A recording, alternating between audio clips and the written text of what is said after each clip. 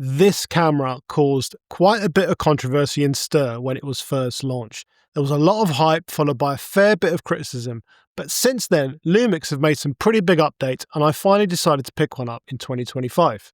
Hey, I'm Sanjay, I'm a videographer and podcast producer, and this is my honest short-term review of the Panasonic Lumix S9, and I want to share why I bought it, how it fits into my setup, and one major flaw which really spoils my experience of using this camera, but more on that later. So if you've been following my gear journey, then thank you very much, but don't you have anything better to do?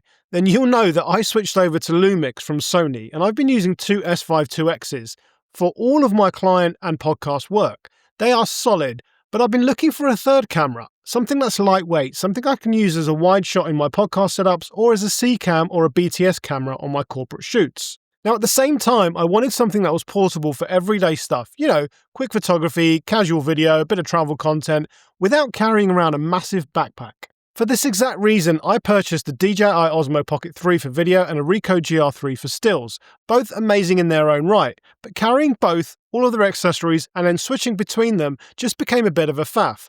Whilst the video on the DJI Osmo is amazing, it never quite matched my Lumix camera, and it always meant more time in post-production trying to make everything look and feel consistent. So I sold both of them and picked up one of these, the Panasonic Lumix S9. One camera, one image profile, everything just fits. The first thing that stood out was the size. It's small, it's lightweight, it's compact, it's super easy to throw in a shoulder bag. It's not quite pocket size like the GR3, but it's close enough that I'll actually take it with me, and that's the whole point. And because it's a Lumix, it fits right into my workflow. It shoots vlog and has all the codecs I need. I can even shoot 6K OpenGate just like on my S5 IIXs.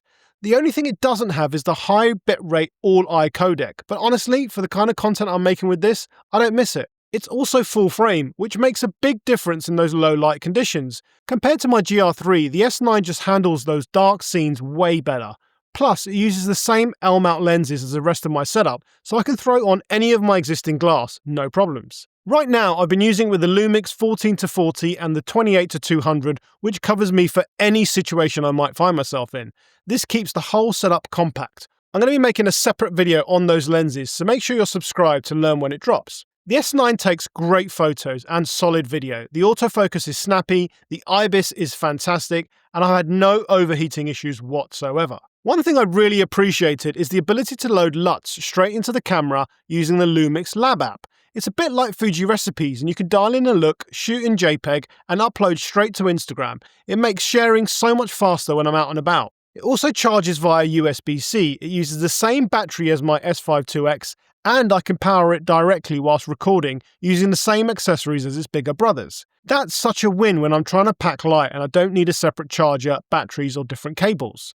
Okay, let's address the elephant in the room. The reason this camera was severely roasted at launch was because of its video recording limits. But in typical Lumix fashion, they just listened to their users and fixed it with a firmware upgrade. I would not have bought this camera if it still had the 10 to 15 minute cap. I've done full days of podcast recording with this thing and it hasn't overheated once on me.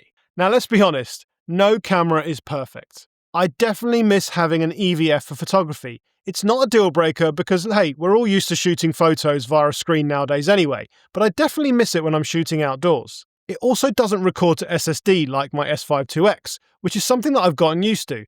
I wish they added that, but I appreciate that that's more of a pro level feature, but it would have made the S9 way more flexible. There's only one SD card slot, no headphone jack, and it's only got a micro HDMI port, which I've never ever been a fan of. Also, if you're shooting 50 or 60 frames per second, there is a crop. Again, none of these are the end of the world, but it's something to keep in mind. I'll take those trade-offs, and I appreciate that this camera is not aimed for serious, everyday professional use.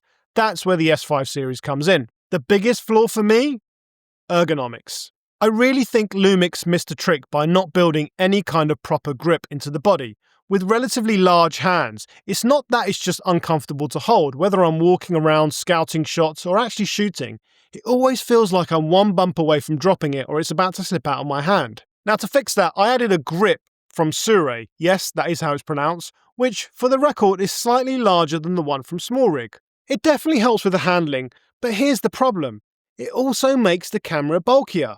And that kind of defeats the whole point of having a small, travel-friendly setup. Hear me out. I've got this small over-the-shoulder camera bag that's the perfect size for quick access.